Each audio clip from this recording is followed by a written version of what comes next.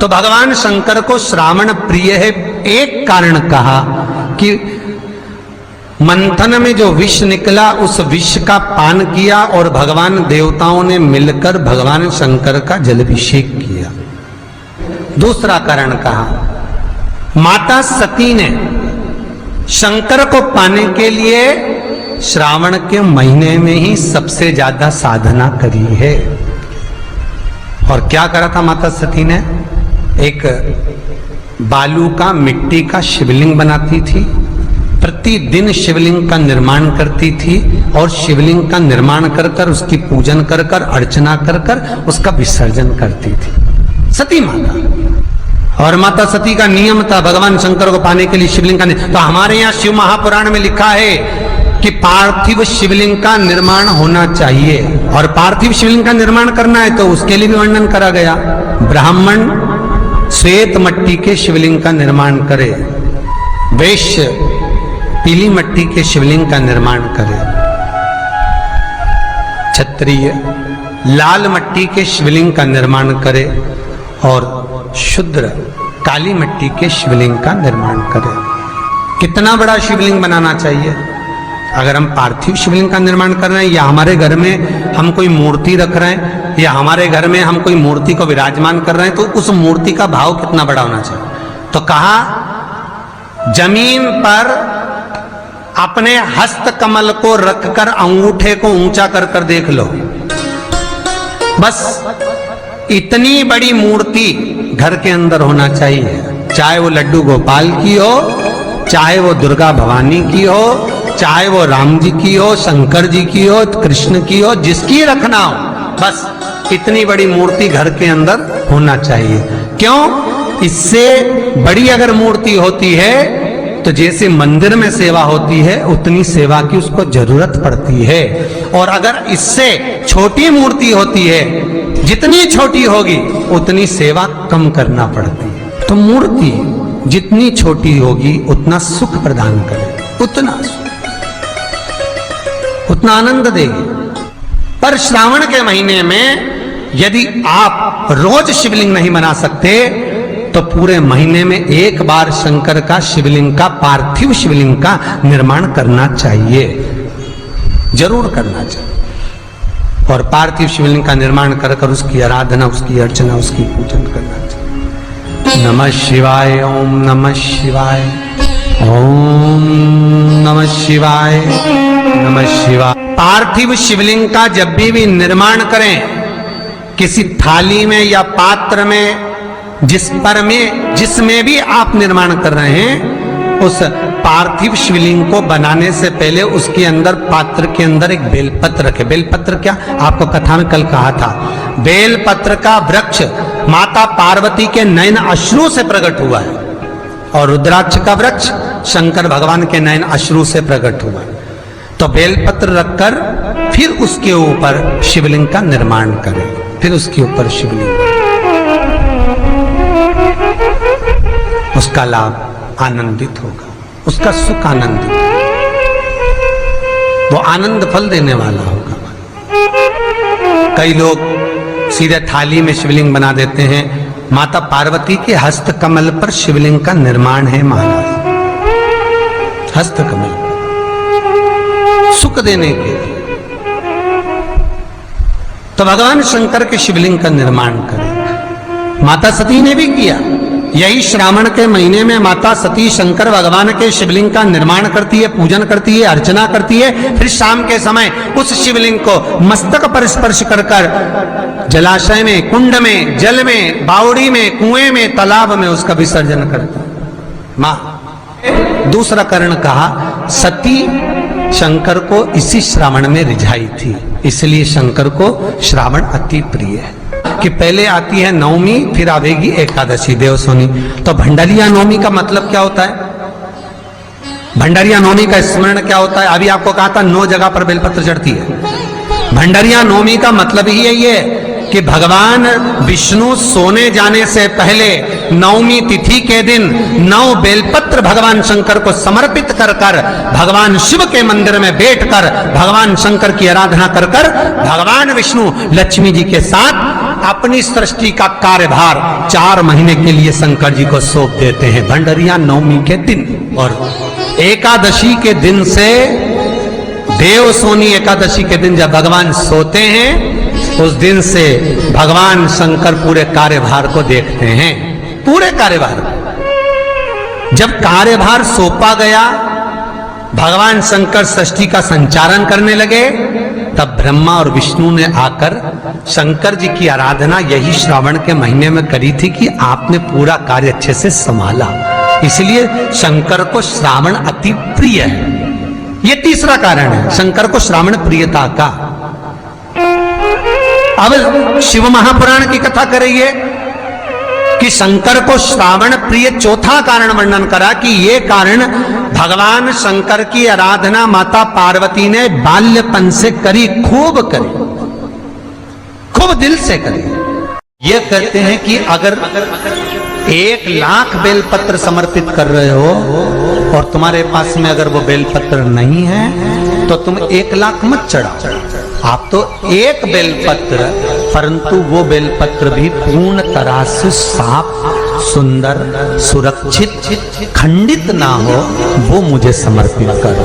1 चावल का दाना चढ़ाओ पर वो खंडित ना हो, 1 फल चढ़ाओ वो खंडित ना हो, 1 पुष्प चढ़ाओ वो खंडित ना हो। शिव कहते हैं मेरे हाथों से मेरा पुत्र खंडित हो गया था, उस दिन से मैंने वचन दिया है माता पार्वती को कि खंडित वस्तु स्वीकार नहीं करूंगा और ना खंडित दूंगा।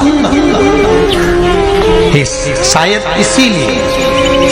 इसीलिए ये चरित्र कहता है कि जिस नारी का गर्भ 2-3 महीना ठहरने के बाद में गर्भ गिर जाता हो, 4 महीना ठहरने के बाद गर्भ गिर जाता हो, गर्भ बच्चा पूर्ण नहीं होता हो, या बच्चा कहीं शरीर के अंदर डॉक्टर कह रहे हैं सोनोग्राफी में कि ये विकलांग है, बच्चे के पांव में या मुख में या शरीर में पानी भरा गया है, ये सुरक्षित नहीं होगा, ये बुद्धि से कमजोर होगा, या ये बच्चा ऐसा विकलांग होगा, तो उसी समय पर जैसे ही डॉक्टर ने कहा वैसे ही एक श्रीफल, और वो श्रीफल खंडित नहीं होना चाहिए, उस श्रीफल पर जो नारी है गर्भ से है, उस नारी का सिर से लेकर एड़ी तक एक लच्छा मतलब मोली मतलब नाड़ा जो हाथ में बांधते हो कलेवा, उसको नाप कर श्रीफल पर भगवान शंकर का नाम लेकर उस स्त्री का नाम और गोत्र बोलकर बांधकर भगवान शंकर के चरणों में ले जाकर रख दीजिए, फिर वो बच्चे की जवाबदारी शिव की हो जाती है, फिर शंकर की, क्योंकि शिव ने माता पार्वती को वचन दिया था कि मैं खंडित नहीं दे सकता। सारे देवताओं के मंदिर में नारियल फूटता है,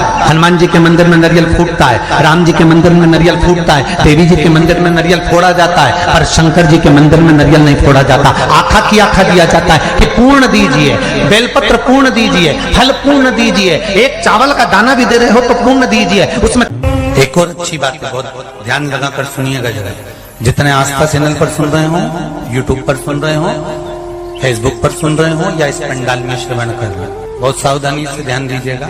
कभी श्रावण महीने में अगर आप शंकर जी के मंदिर में जाएं और शिव मंदिर किसी वृक्ष के नीचे हो, बट वृक्ष के नीचे हो, चाहे पीपल के वृक्ष के नीचे हो, चाहे वो आंवले के वृक्ष के नीचे हो, चाहे वो बेलपत्री के वृक्ष के नीचे हो, चाहे वो शमी के वृक्ष के नीचे हो, चाहे जिस वृक्ष, कोई भी वृक्ष के नीचे अगर कोई शिवालय है, शंकर जी का कोई मंदिर या शंकर जी का कोई शिवलिंग रखा हुआ, तो एक दुर्वा किसी भी श्रावण महीने में तुम जब भी किसी शिवालय में जाएं, जिस वृक्ष के नीचे शिवलिंग हो, उस शिवलिंग पर ये शिवलिंग रखा हुआ है, ये जलाधारी है। जलाधारी पर जहां शिवलिंग रखा हुआ है वहां कटी भाग माता पार्वती जी का हस्तकमल, उसके ऊपर रखा हुआ है शिवलिंग, सामने अशोक सुंदरी और भगवान शंकर के दोनों पुत्र गणेश कार्तिकेय, ऊपर से जल गिरता है जया, विषहारा, शामलीवारी, दौतली, देव,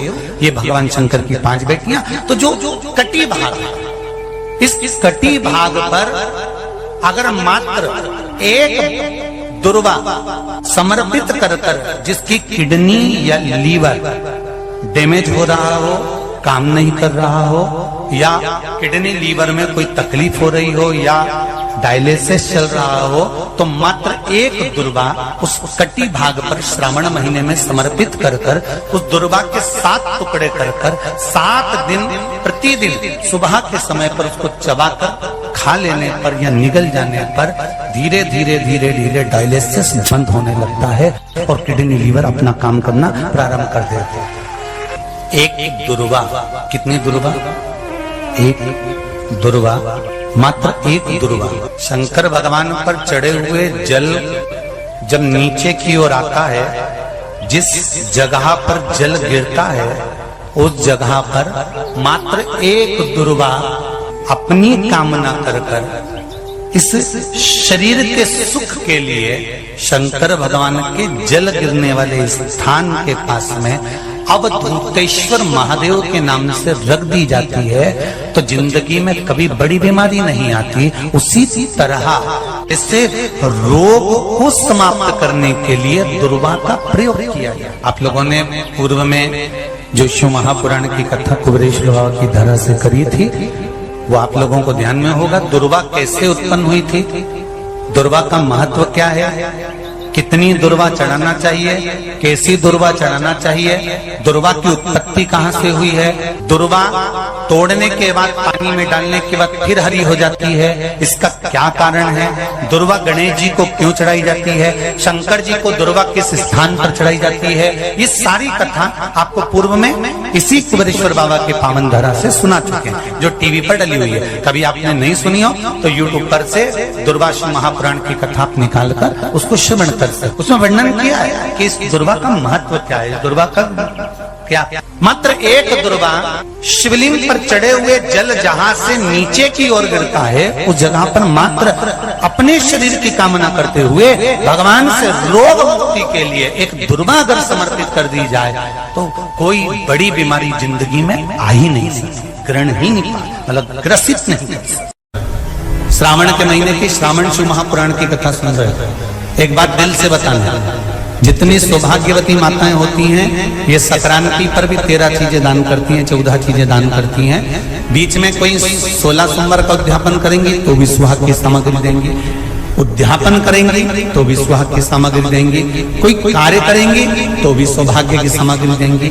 सौभाग्य की सामग्री का दान क्यों किया जाता है, सौभाग्य सूचक वस्तुओं का दान क्यों किया जाता है, सौभाग्य की वस्तुएं क्यों प्रदान करी जाती है, क्यों दी जाती है, उसका कारण क्या है।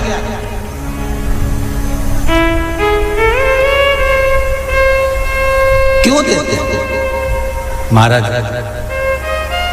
भारत की भूमि की सौभाग्यवती माताओं का एक मन की अभिलाषा रहती है, भारत की भूमि की माताओं की एक अभिलाषा रहती है कि जब उसके प्राण छूटे तो अखंड सौभाग्य धारण करके पति के कंधे पर और पुत्र के कंधे पर शमशान कर।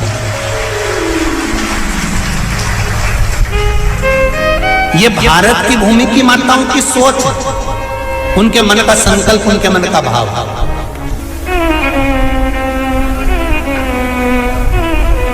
क्यों देते हैं चूड़ी का दान, क्यों देते हैं बिंदी का दान, क्यों देते हैं अखंड सौभाग्य का दान, किस महाराज?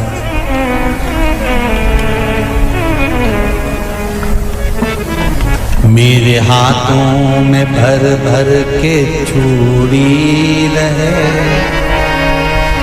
मेरे हाथों में भर भर के चूड़ी और मैया कोई कामना, मेरे मस्तक पे चमकती चूनर रहे, मेरे मस्तक पे चमकती चूनर रहे और मैया कोई कामना, मेरी मांगों में भर भर के सिंदूर रहे, मेरी मांगों में भर भर के सिंदूर रहे और मैया कोई काम नाही